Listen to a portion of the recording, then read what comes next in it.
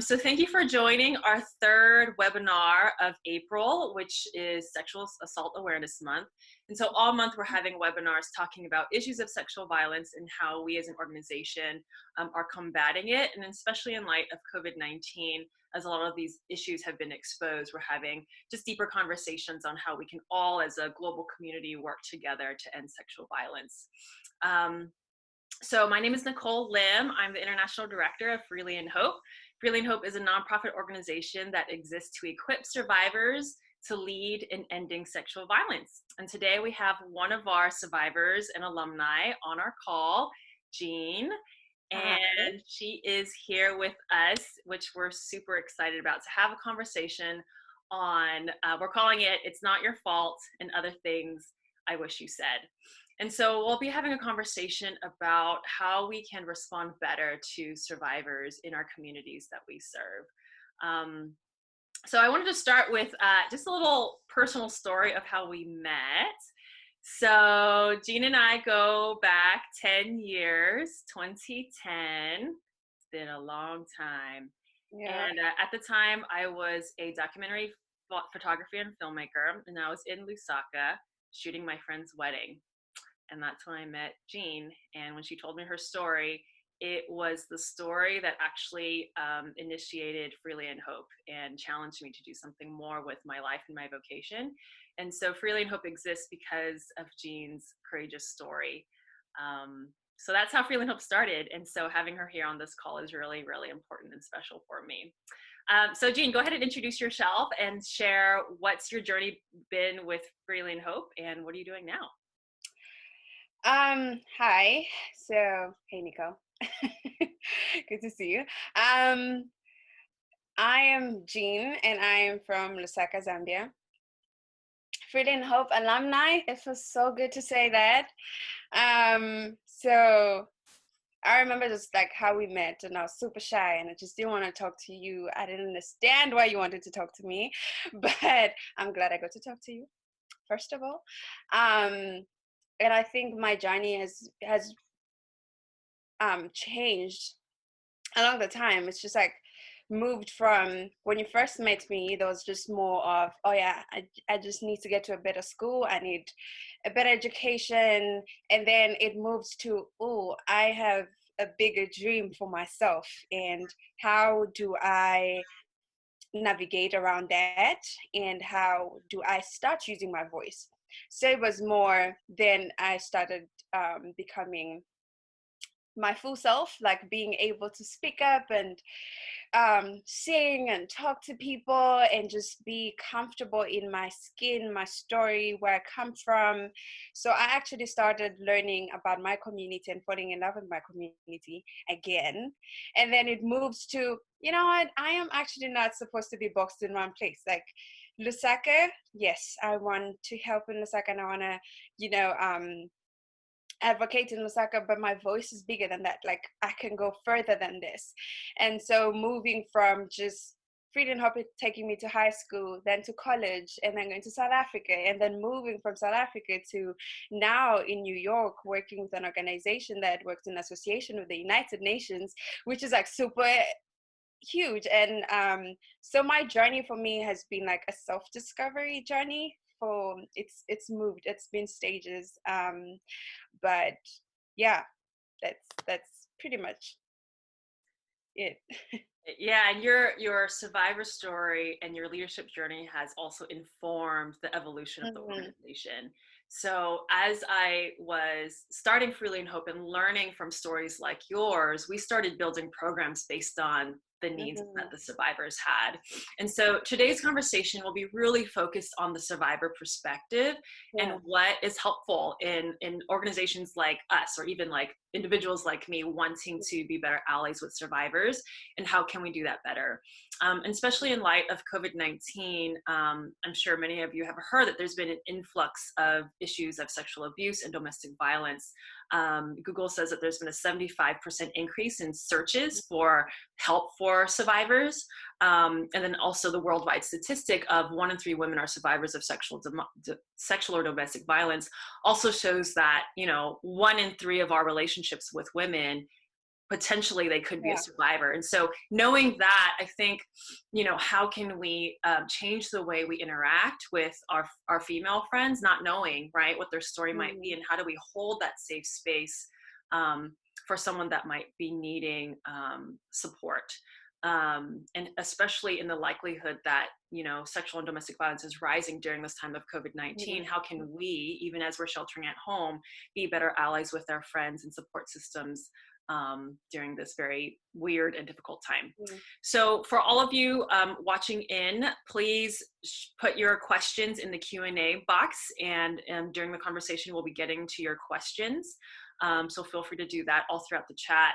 Today, we'll be discussing some initial reactions that would be helpful for you as a survivor in telling someone your story. We'll also be talking about what continued support and friendship with survivors look like, and how the healing process continues to evolve, and how we can provide better support systems and structures to Mm. aid in that healing process for survivors. So yeah, let's get into it. So I know that for a lot of us, like for me, who is not a survivor and has heard many stories of other people, it's always very difficult when that story comes, and sometimes we don't know how to react because of the shock of it all. And so what should the initial reaction be for folks like me when survivors tell me their story? What would be most helpful for you as a survivor? Um, I think it's also very important to acknowledge your reaction or your emotion that you're feeling like immediately when you hear a story. So you might be angry, confused, and you want to take charge and make sure you are helpful and all that stuff. Or you might even be sad. Like, it's okay to feel that. So acknowledge that. It's now figuring out, how do I then express it in front of this person who's just shared their story? So if I'm angry, I'd rather take, a few seconds or a few minutes just to sit in it and be like, okay, like, you don't have to say anything. You literally don't have to say anything. If you don't have anything to say, it's okay to be quiet. So, like, be okay with the silence. Sometimes what the survivor needs is a safe space to just share, to let it all out,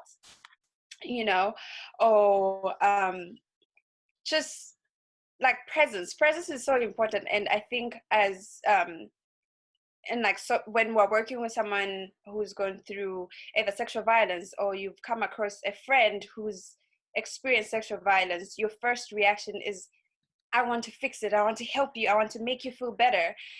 It shouldn't be that. And it's okay to feel that way, but be mindful of how you express your emotion, because it might not be helpful for the person at that particular time. And be aware, like, look at their body language. Like, body language actually speaks so much. If I need help, if I need you to call a helpline because I can't speak or anything like that, I will let you know. I'll either let you know, my body will actually let you know, like, how I interact with you. So if all I want to do is cry and tear down, like, just sit there with me. It's okay. You don't have to say anything. So initial reactions for me as a survivor, I'd met people who would get so interested in the story and want to know, oh, so what happened? Like, where were you? What did you do? Like, they have all these questions because they're trying to really get deep into the story. It's like, be mindful that that story is the survivor's story. So it's their right to share or not to share. So if I said, hey, I was raped, it's my I have the right to either continue and tell you exactly the details of how my rape happened, or I just wanted to inform you. Like, it's my right to also withhold that information. So, like, when people are poking, and it's because it's out of concern, we understand that. But be mindful and just be very aware of the space, and what space is that person in? Do they want to continue sharing or not? Yeah. What would you say is the difference between supporting a child and supporting an adult because especially in our work with Freeland Hope, we work with both children and adults. And so it's important for us to know in working with these different age groups, how do we respond differently or how do we respond the same? I think for so long, people, well, what I've noticed, people have an expectation of how when someone is going through sexual violence, this is how it looks like, and this is the right things to say. They are right things to say, like, it's not your fault, I believe you, like those things. Yes, they hold so much value because that's what they want to know.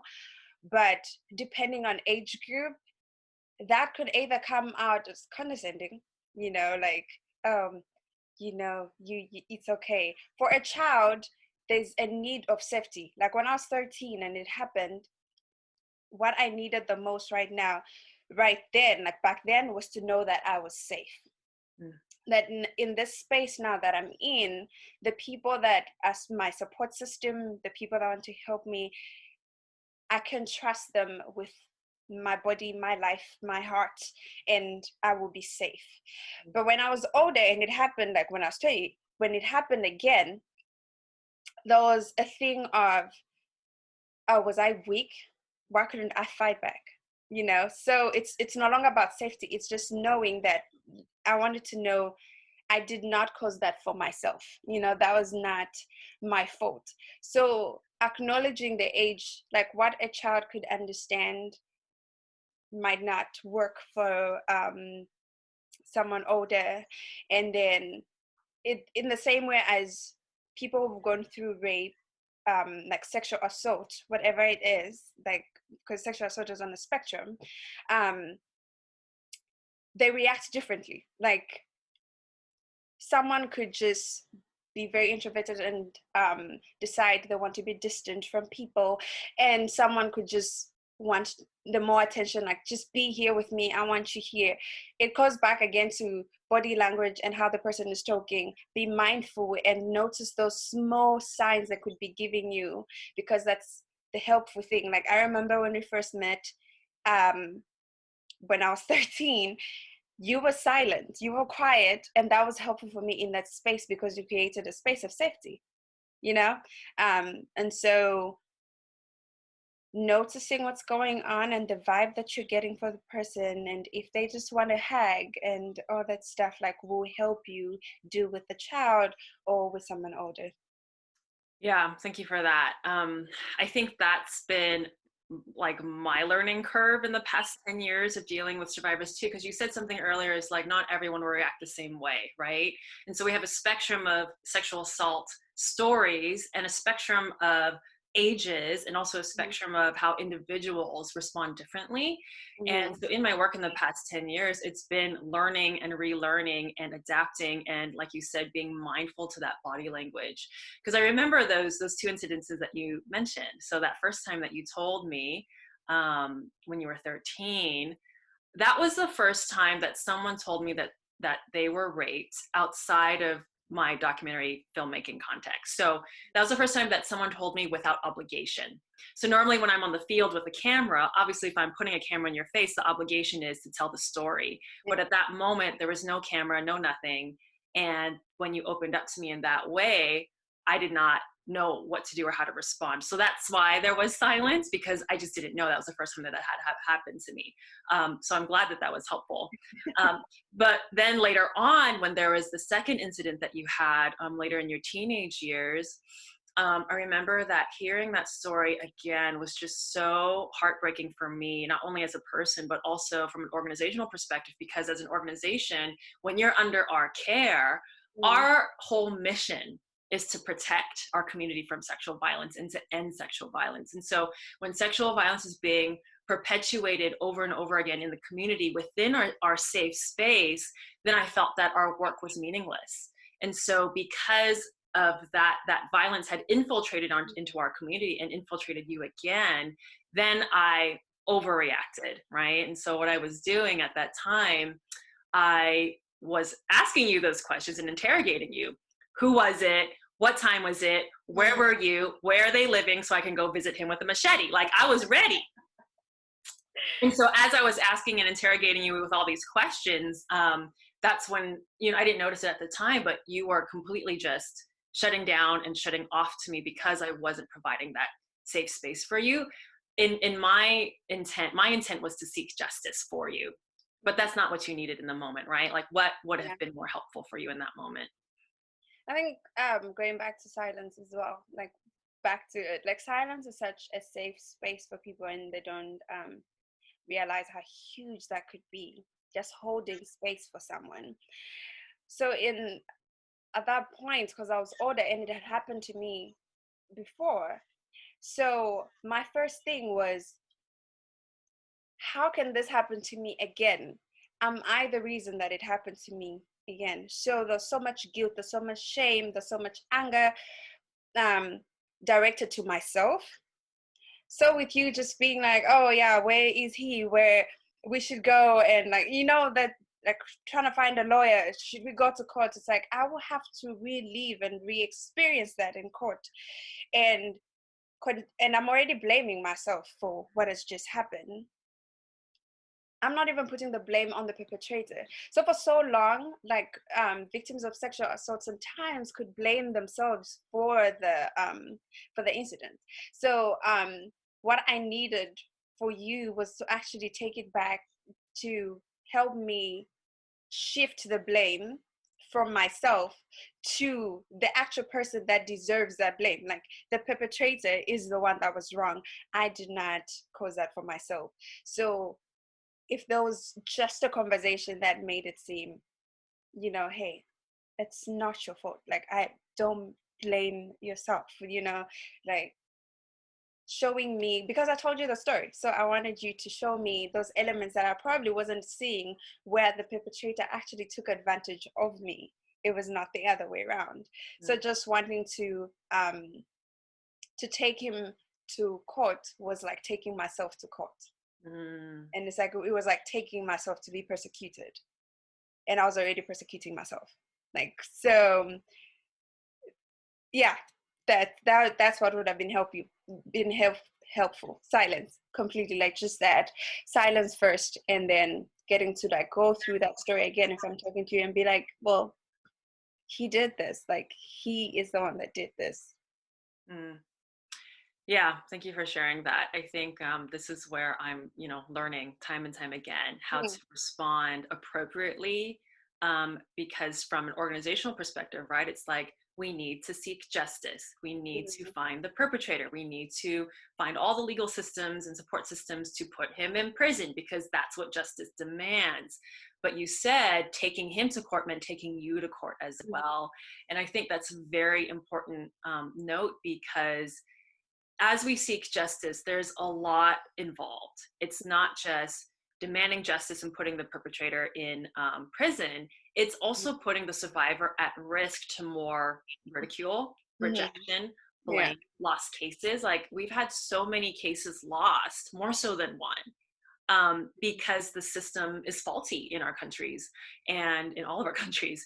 And in that faulty system, it puts a lot of pressure and anxiety, and re-traumatization in a lot of ways for the survivor. And so that's why when we do seek justice, I guess the question that I'm always living is, how do we seek justice with presence, as you said earlier, to be present to the survivor's needs and attentive to those needs, as we simultaneously seek justice, realizing that the presence of the needs, like your needs, should actually come first, and should actually be priority.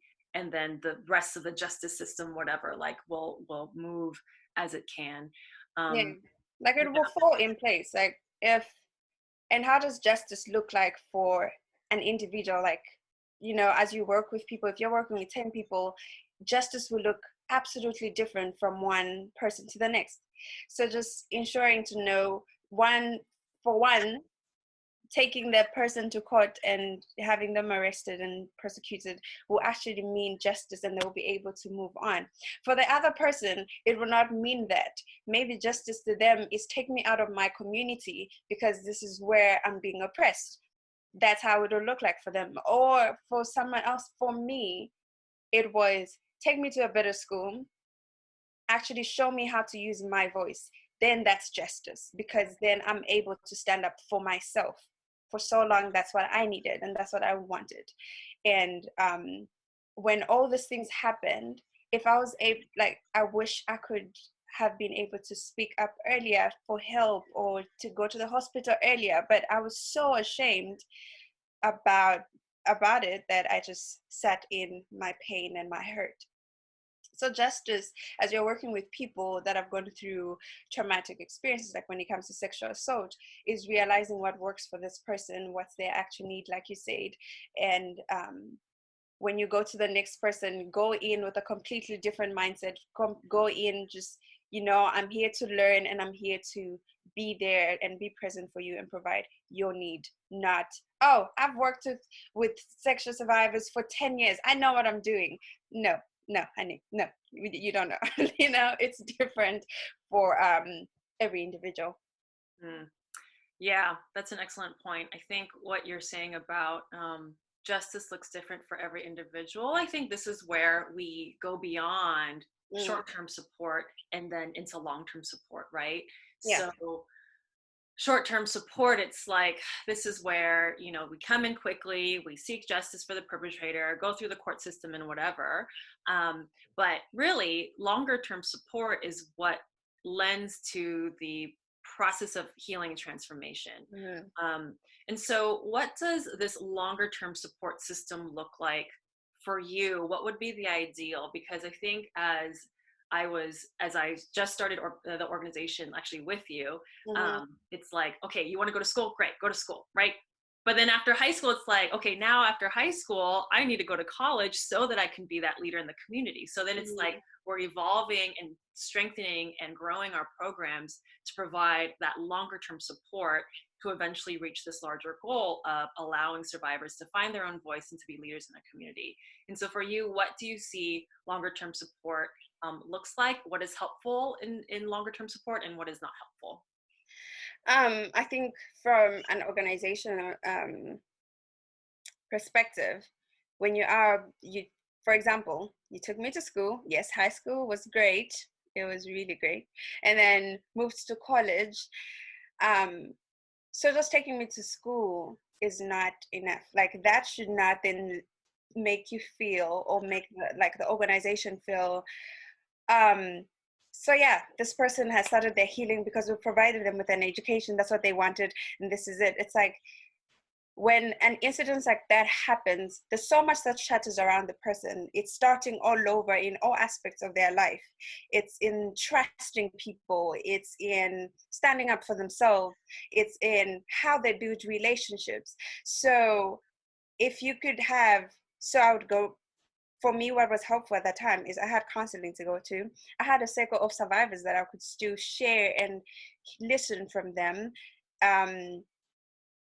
I'm Christian, so also being taught about how God's love is still present through this. It's like, okay, that was also helpful. Then also my spiritual life is being impacted on. I was moved to a boarding school. Then I'm now in a safe space. So it is like you have to offer holistic care. Just offering one part of the person's need is not enough. And then even when you do not have expectations that healing will happen at your rate or what you expect. That, okay, it happened when you were 9 years old, now you're 25, you must know better. It's like they might have dissociated from the incident for so long, and then something happened when they're 22, 23 or something like that, and they triggered them back, and now it's like ground zero again. We're starting all over.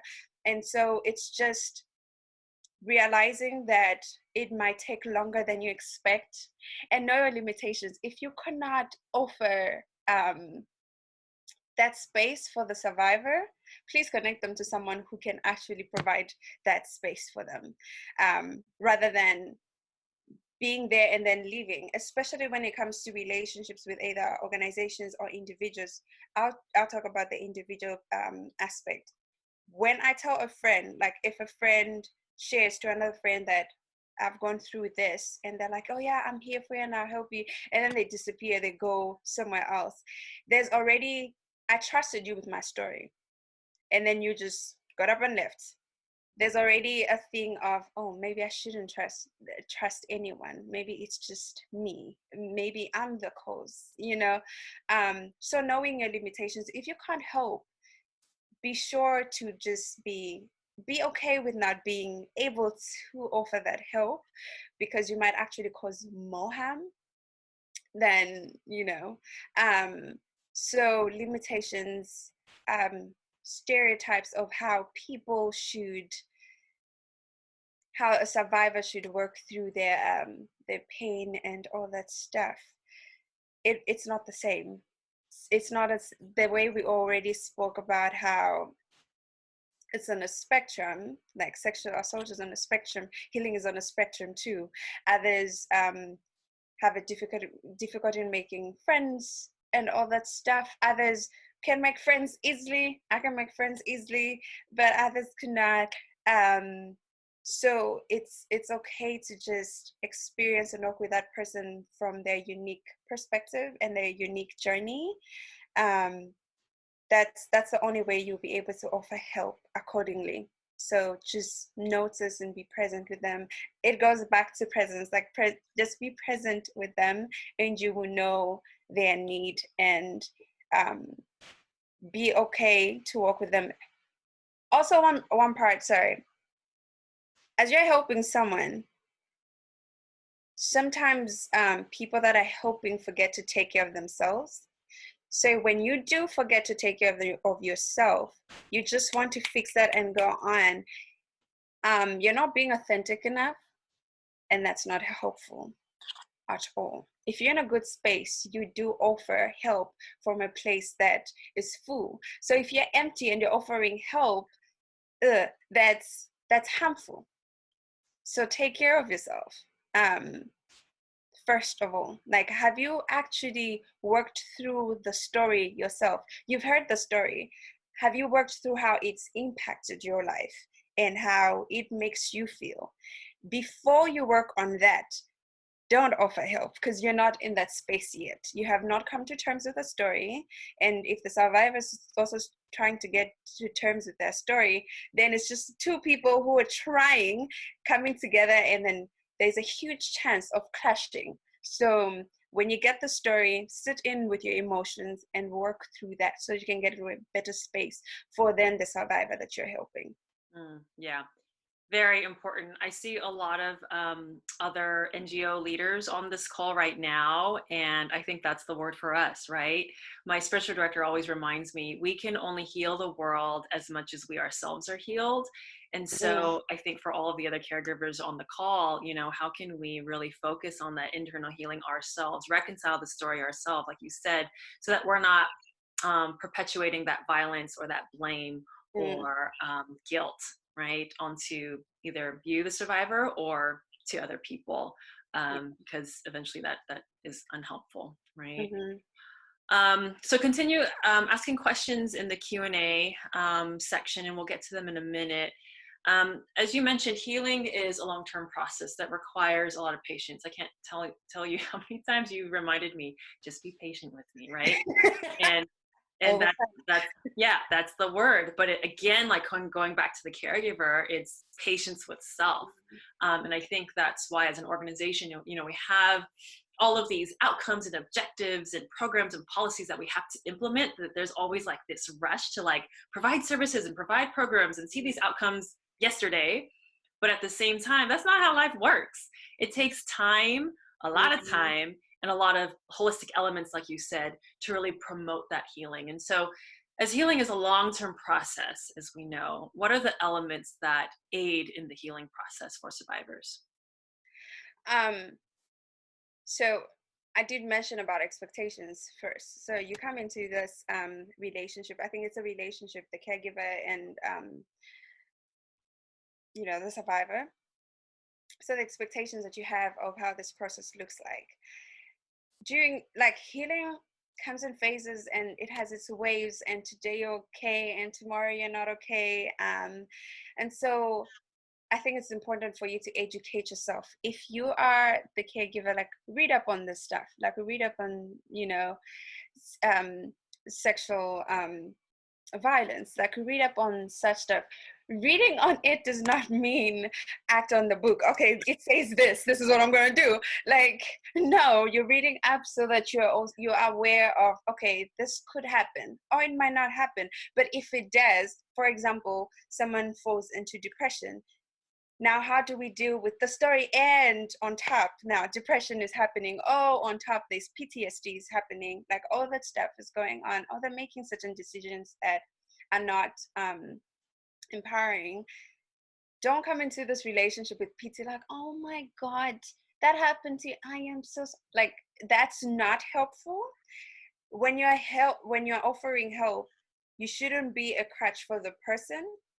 You should empower the person because they can actually get to a better space. Like, they have it in them to get to a better space. So you can't just be like, yeah, I'll hold your hand. Like, this is us. We're just holding hands the whole time. Like, I will carry you. No.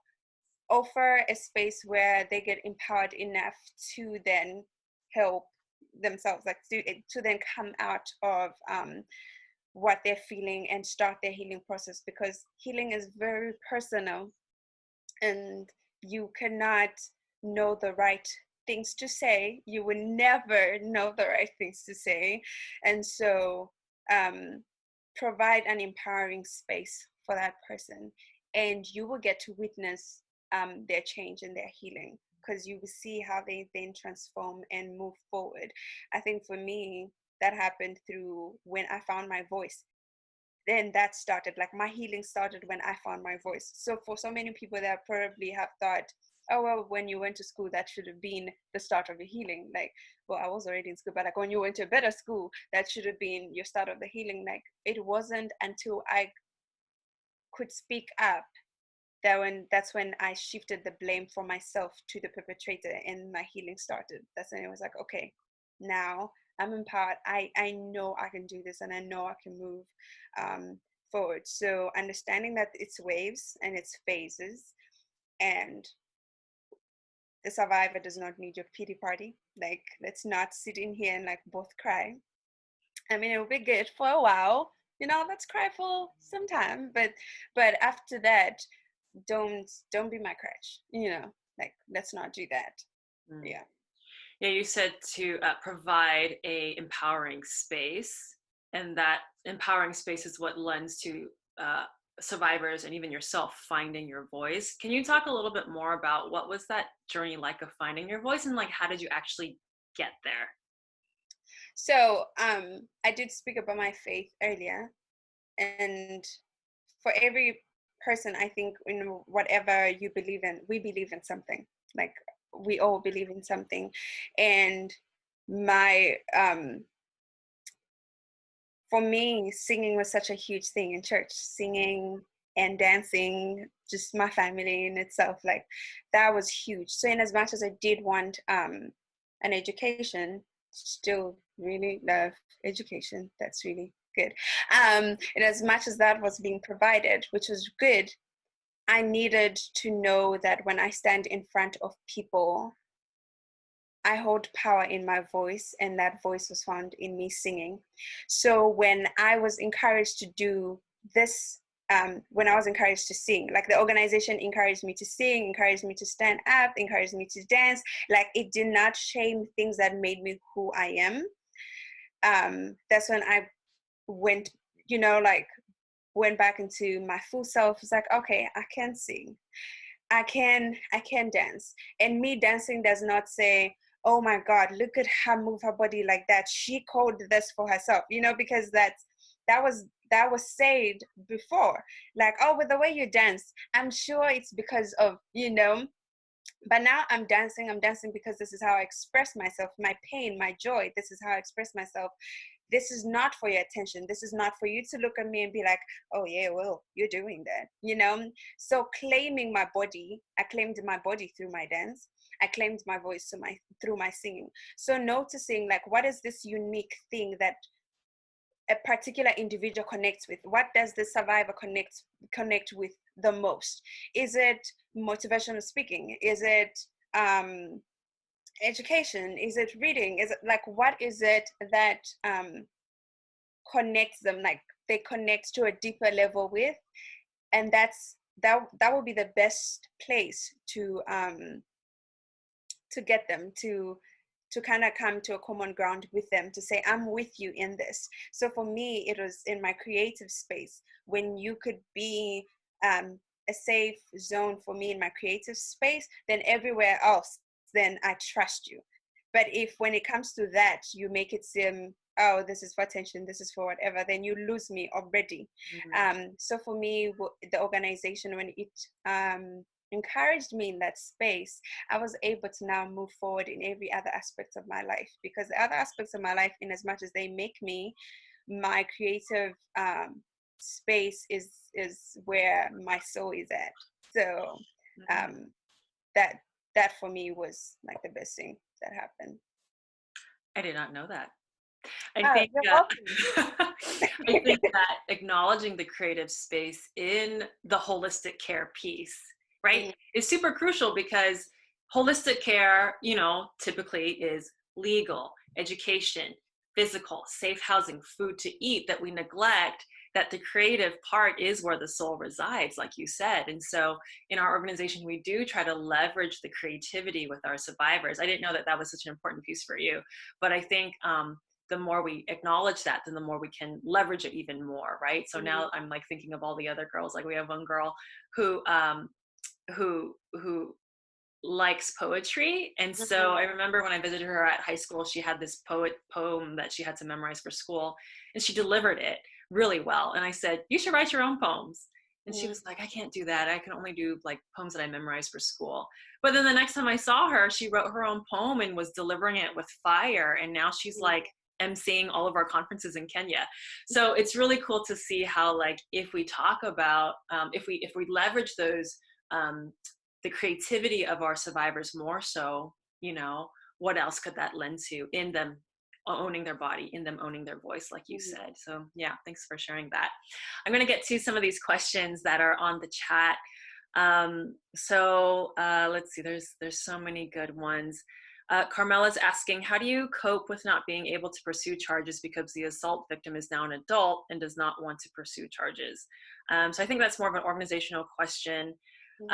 It's tricky, because if you don't have the files in place, especially immediately after the incident, it's pretty impossible, especially in our countries, to seek justice. And so since we can't do anything about that legally, I think what Jean said earlier about acknowledging that justice looks different for everyone is really crucial.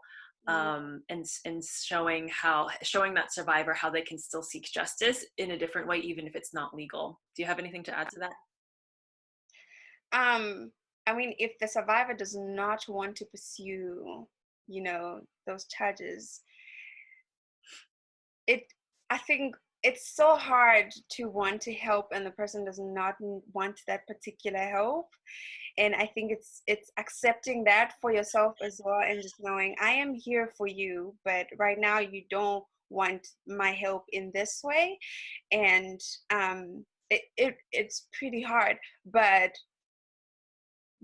respect what they want and help in the best way that you can in other aspects of their life that they're allowing you to help them. And then you never know, 2-3 years down the line, I mean, it took me 6 years to just come to a good space, like where I completely trust Nicole, and we could talk about like personal stuff, and because it took that long. So maybe 2 years down the line, or a year, or even a few months down the line, the person could be, I'm ready. So if they're not ready, even if they had to be like, okay, let's do it, you will not have them fully participate in wanting justice for themselves.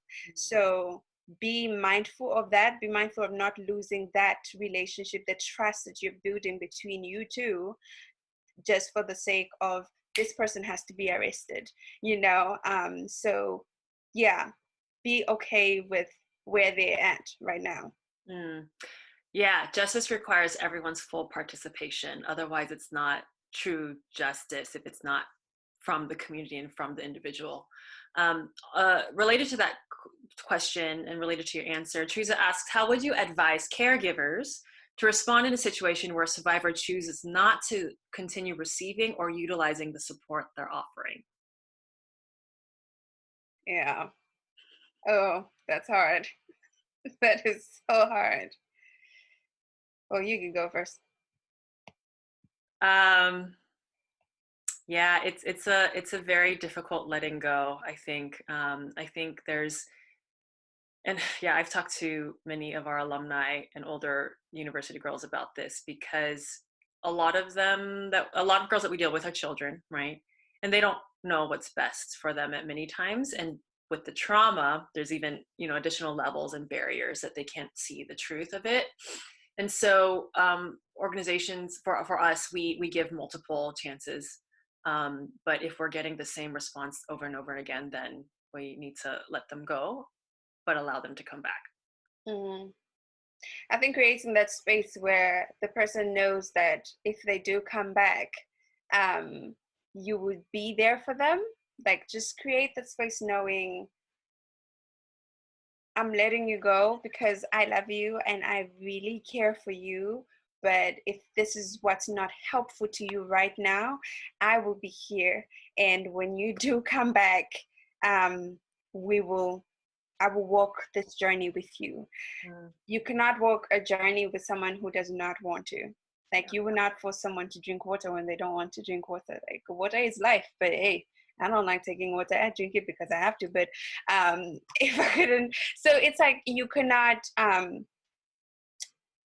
force something, especially help, because I could pretend that I'm getting the help and I could pretend I'm doing good. And then the moment you go, ooh, then I'm back to wherever I was. But because it was not, I was not participating in it, I was not authentic in it enough as well.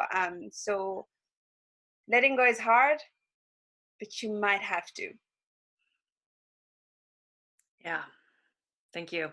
April asks, can you share about how to find the balance between others fighting for justice for you and the person who has been impacted being part of the fight for justice? What is your experience with this and the difference between these approaches? So we've alluded to this already. Fighting, so in my case, right, fighting for your justice during that time, but also you taking part in that same fight for justice. And then you did say that justice requires that all parties are involved in taking Mhm. ownership over it. And so how do we navigate that? Like, if I desire this so much for you, yet you're not there at that point, how do we move forward? I think trust that I will get there. I Mm. will get to a point. For example, in my late teens, like when that happened and you really wanted to fight for me and you really wanted to go to court and you really wanted to do that, I was not there yet and I was not ready because of the perspective that I had about myself and the perpetrator, because I carried the shame and I carried the blame. So just walk with them and trust that they will get to a space where they will want to um, do something about it or fight for justice for themselves. Okay, so now we're gonna shift to the survivor perspective. We have some questions around the healing process. So Phoebe's asking, do you ever find yourself retrogressing in your healing? And how do you give yourself grace when that happens?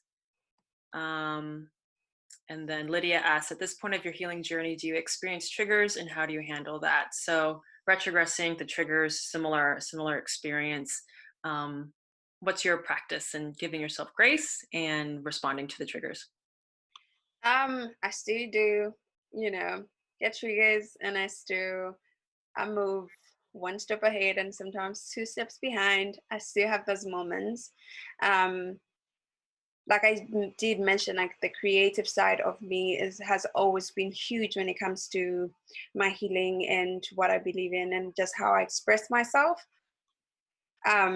When I can, I will sing and I will dance and I will just like let it all out.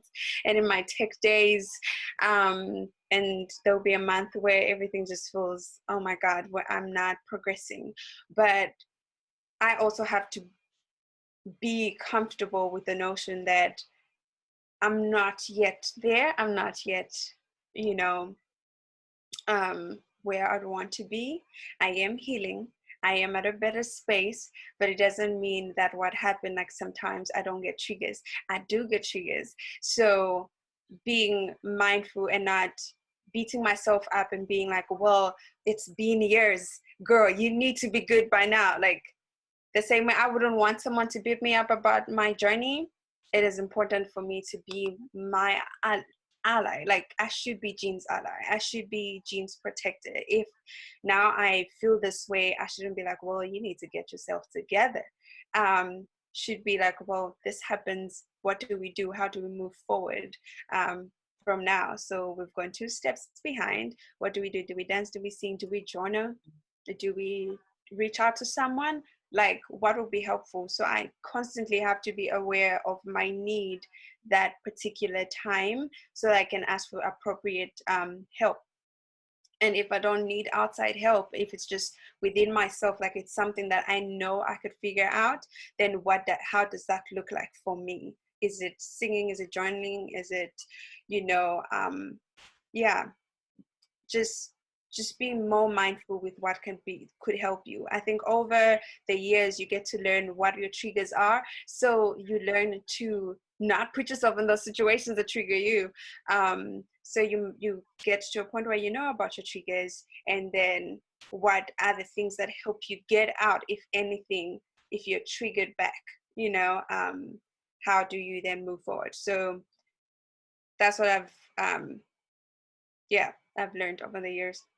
Mm. And I think what you're saying relates to us as caregivers too, right? So if you're challenging us caregivers to care for ourselves, also as we care for others, to also notice our own trigger points and to do those same practices that you shared, the personal practices that allow us to be more whole and to find healing ourselves. So yeah, we all have something to learn from this.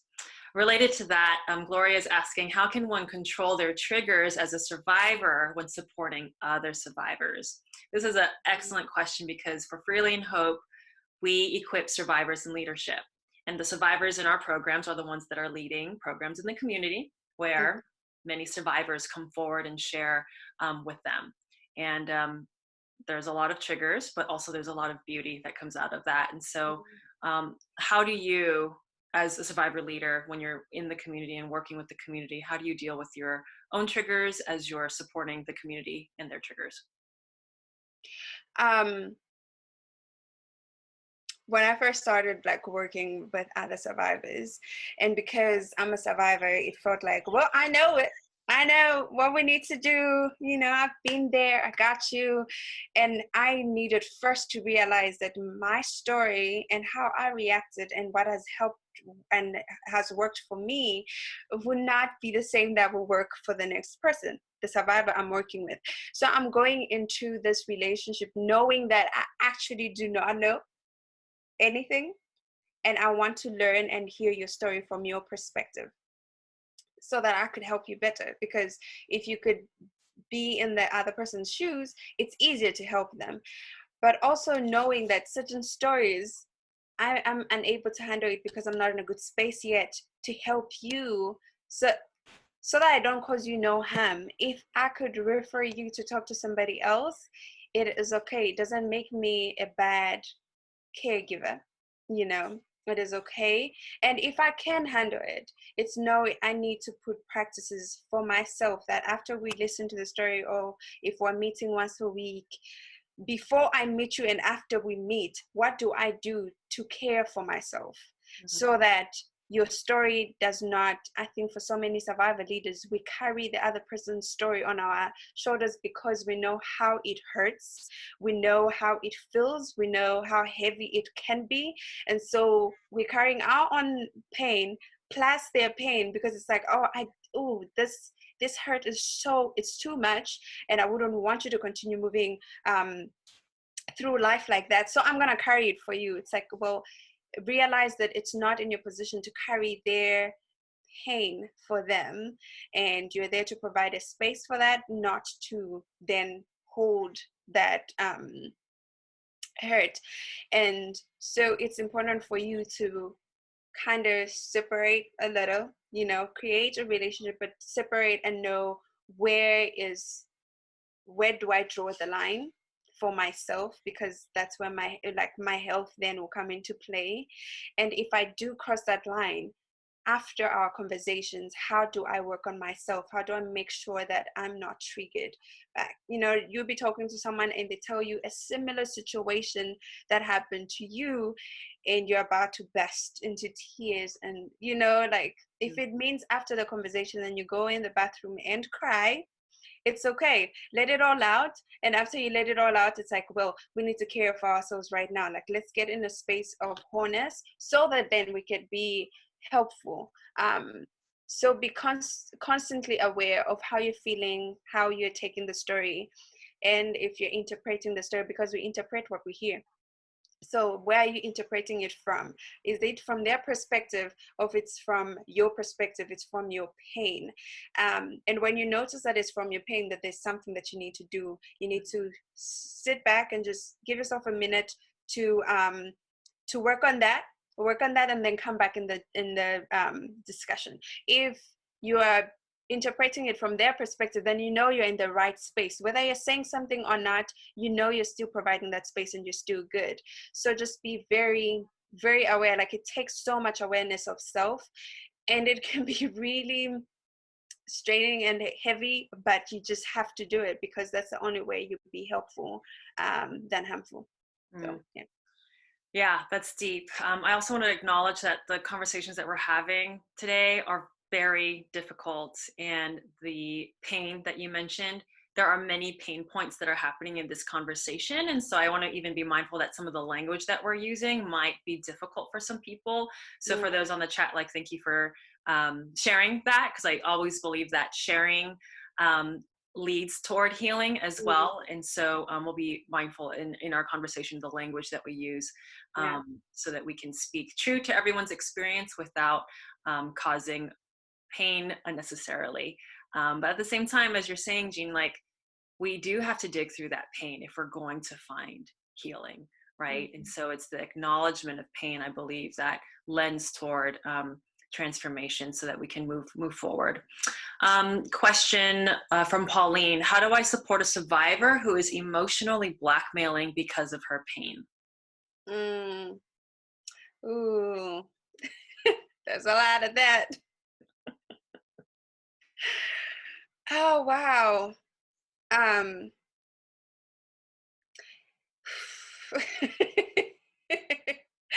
just trying to be very mindful of how I answer this. So pain comes with this when someone has been sexually assaulted, and this could happen. Some might react in a way where, so not all of them, some might react in a way where they make these decisions that are really bad for themselves, because they're actually not in a good space to make proper decisions when it comes to certain aspects of their lives, and others might be very manipulative because of their pain. I think it's so when you're creating a relationship with someone, you're actually noticing their patterns. You're noticing and that's the thing with pain, is like, it will not hide. It will not hide when someone is talking to you. You could tell that something it's like, it hurts, but then when it's very calculated, you can tell when someone is calculating their next sentence to mean, to mean like whatever, and get whatever they want from you. So while you're creating those relationships, be aware and learn their body language, learn their patterns, because that will help you when they're manipulating you, because you will actually be able to tell. But if you're just going in there with your heart being like, I just want to help you, I just want to make sure you're fine, and like always it's just from that aspect, I think most people would say tough love is not right, but sometimes it's needed. But you can only use it if you know the person. So you have to really know the person so much, know their patterns, that you could tell when they're actually calculating their sentences, and then how to like get to the actual truth. Like, is this really what's going on, without judgment, getting to the truth without judgment, because you could get to the truth and realize you are the one who's wrong, and that's just sad. So I would say learn their patterns, like get to know them, be intentional about how you're getting to know them. That's the only way. If not, if not, yeah, they will have their way all the time, and you don't want to be insensitive to their feelings, because they might actually be their feelings at that point might be valid, and you might be overthinking it. So there is no two ways to this, to be honest. So be patient with yourself too. Like, you don't have to always don't put too much pressure on yourself to help. Like, sometimes it just feel like, oh, this is what's going on. Oh, sorry, like, I'm here. Yeah, I think that's what you alluded to before about the empowering versus disempowering space, and how to navigate that individually for each survivor. Shiru has a question. What was helpful and not helpful as far as the organization dealing with your family all through the journey of walking with you? Woo! That's a good one, because there were a lot of struggles, Shiru, let me tell you. Yeah, we learned a lot in that process in terms of family support systems, and what the organization's role is, what the family's role is, and what the survivor's role is. Yeah, go ahead and speak to that.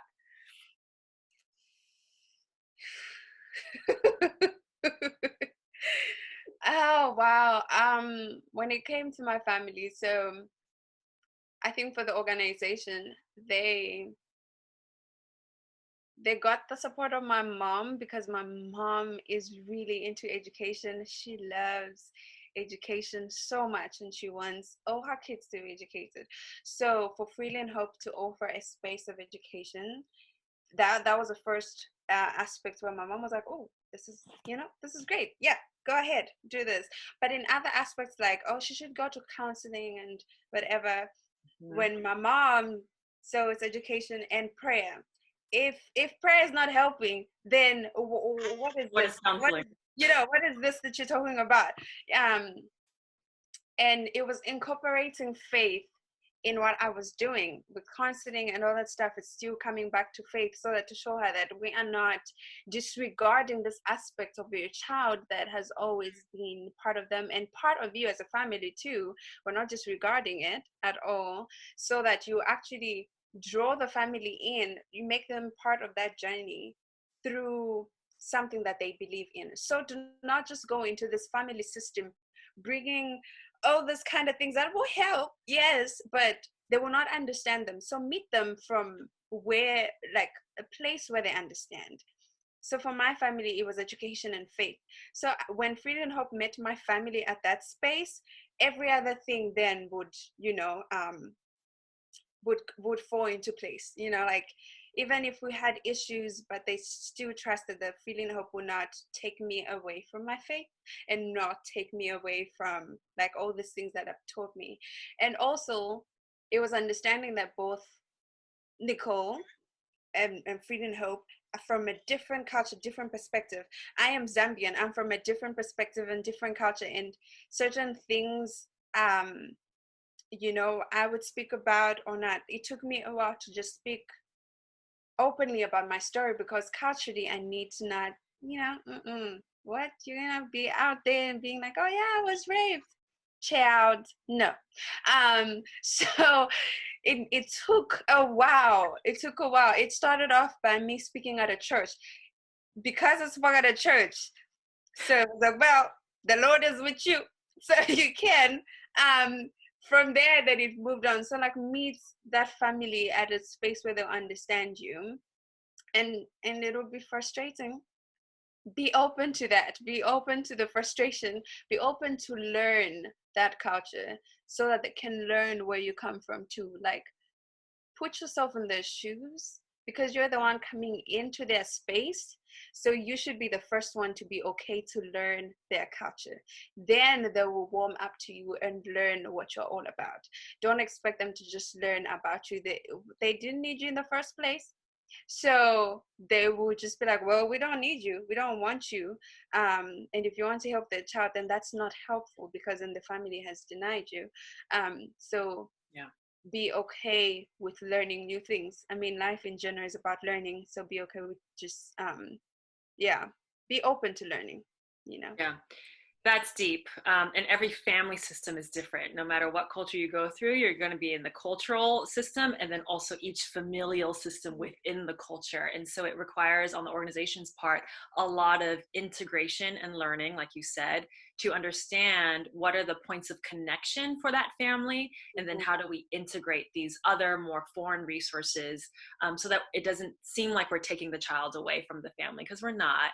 We're not the parents, we're the organization that's supporting their dreams. And so how do we work together with the parental system in the academic and leadership space and somehow have a sense of unity? So yeah, we're definitely learning a lot. We're going a little bit over time because I do want to get through to these really good questions. So thanks for asking them. RJ's asking 2 questions. Can you share if you have experienced successful cases where girls who have prosecuted actually won against the abusers? Would you say the outcome was positive for the survivor? I'll speak to that. Yes, we have had successful cases, and the outcome is definitely positive in terms of them feeling more safe. At the same time, just because the abuser is in prison doesn't mean that their trauma is gone. So I think that's also very important to realize that they still need very intentional and individualized care and holistic support systems, even if the perpetrator is locked up, because that feeling of not being safe and not being secure still lingers. And so it's important to recognize that. Her second question is, can you share your experience with how survivors are treated in their communities once their community is aware that they have been abused? Would you suggest that a survivor move out of their community for good because of the tendency to be shunned, or have you witnessed successful reintegration back into families and communities who embrace the survivors? That one is for you. We're like, that one is for you. Oh wow. So for so long, there's a stereotype going around in my community about when you've been raped, you can't say that you've been raped. Like then you'll be, shunned upon for so long. And I think also when it first happened, that's how my family took it as well. It's like we can't talk about this. Like for your own sake, you're a girl child, like all that stuff. And for so long, I just wanted to be out of it. Like I just wanted to be out of my community and all that stuff. But after my journey, like my empowering journey, and I became who I am now, and yeah, I'm a lot, but I was able to see aspects of, I would encourage the survivor to go back to them.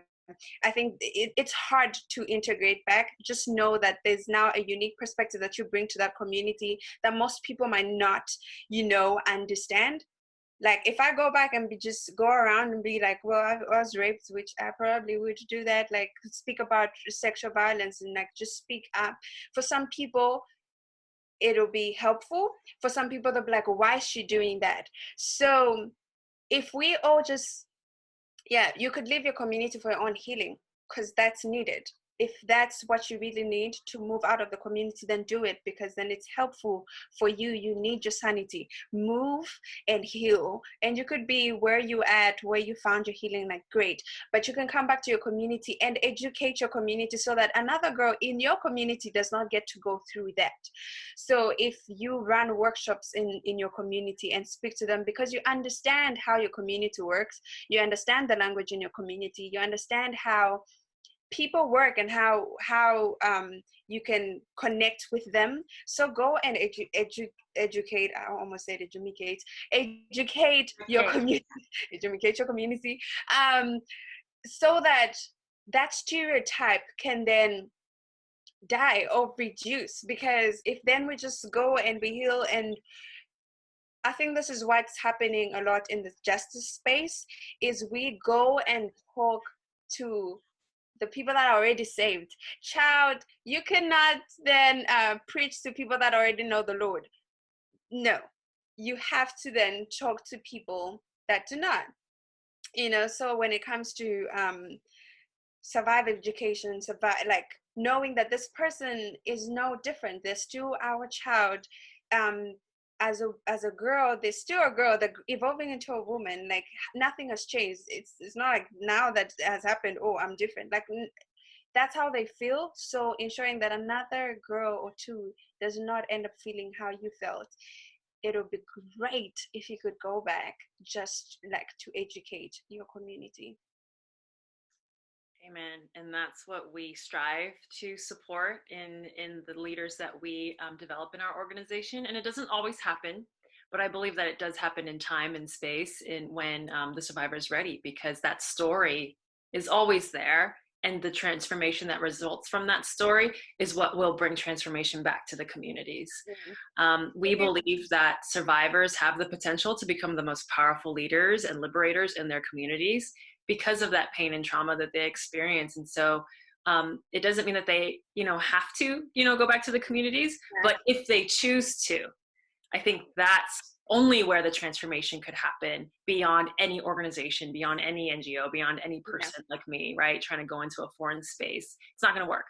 And it could be triggering to be back into your community too. So like, as we were talking about, be aware about your triggers and all that stuff. So you could stay in a whole different community where, your sanity, like you are safe there, you are yourself, but you can go back and run workshops and run a program to just educate the community. Staying in there does not mean like it. For others, they might want to go stay in there in the same country or city, but like you don't have to do that. If you want to, that's great. If you don't want to, that's great too. Just know your limitations as well. But if you could run a program or a workshop, like do that, because then they connect with you. You've been there, you are from there. So yeah. Yeah, and in that your voice is more powerful. Final question from Marianne. How can one handle herself when she has panic attacks in public? So dealing with our own mental health, how do we handle panic attacks in public? If you have, I think it's always good to have a friend that you could talk to about like what you're going through.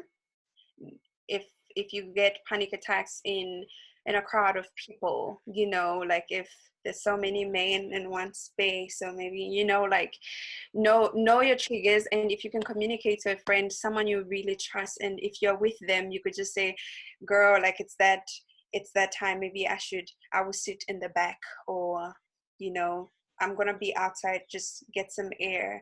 Like notice when it's building up, so don't wait for it to.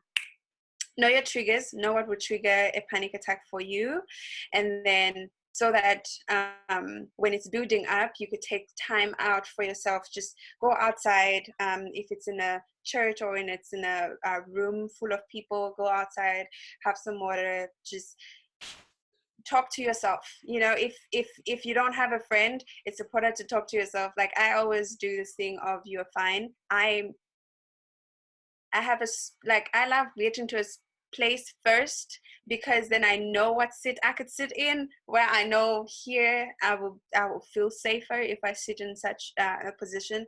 So it's like knowing your patterns that help you. But if it happens when you are not ready, and that happens, sometimes you'll be able to talk to yourself and be like, I'm all right, you can like continue just saying that, or you just take yourself out of that space. Like it's okay. You don't have to force yourself to say, I'm all right, I must stay.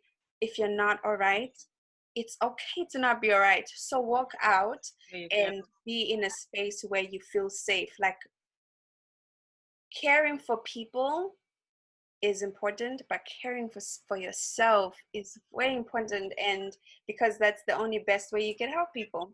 So be compassionate with yourself. So now you're not feeling okay. Take time out. Go outside. It's absolutely okay to excuse yourself. Excuse yourself and feel and be in a space where it's safe. Call a friend if you know you don't feel safe by yourself. Call someone. Have a trusted person you could call during that time. We'll talk more about that next week in our webinar called Building Resilience Through Shared Suffering. And we'll be speaking with our counselors in Kenya and Zambia on mental health practices for all of us in COVID-19 during this time, for caregivers, and then also for survivors. And so please come back next week for those conversations. I trust that there will be very meaningful and helpful practices that we can all learn so that we can take care of our own mental health better and also support our community during this time. As I said before, we as an organization believe that survivors have the potential to become the most powerful leaders in our communities. And I think you all have seen that through the embodiment of Jean, of being a leader and a voice in this space. So we just want to thank you so much for your time and your energy and your voice that is ringing true for all of us, whether we're survivors or not. Your wisdom goes beyond your own story and is definitely resonating with all of us. So thank you. Ah, gonna make my head swell. Thank you. Will you close with the letter that you prepared last month? You spoke at a UN affiliated event and shared this letter to people like us who care. So can we just close with that letter? Okay. I don't know why I did that, but so this is a letter to someone who cares. Yeah, I will start that over. It's a letter to someone who cares. I am very afraid. I am afraid to let you in. I am unsure if you will stay after seeing all that unravels because of my circumstances. You might be too nervous. You might be too nervous to stay, and I will have to start all over again. But I ask you to not give up on me because I am taking too long to warm up to you. I just want to know that I can trust you with my story, that I can trust you with the fragile parts of me that comes with my story. I know there's an outcome that you're expecting, but please walk into this relationship without expectations. May you please teach boys to respect me too, because boys will not always be boys. They are growing up into men who then will disrespect women. I am a girl growing into a woman. I am evolving. So walk with me with the realization that there are layers to my brokenness. But if you make this space safe for me, all of these broken pieces will come together and will create something beautiful, and you will witness the beauty of who I am. Love, Survivor. Thank you for sharing that. All right, everyone. We'll see you next week. Yeah.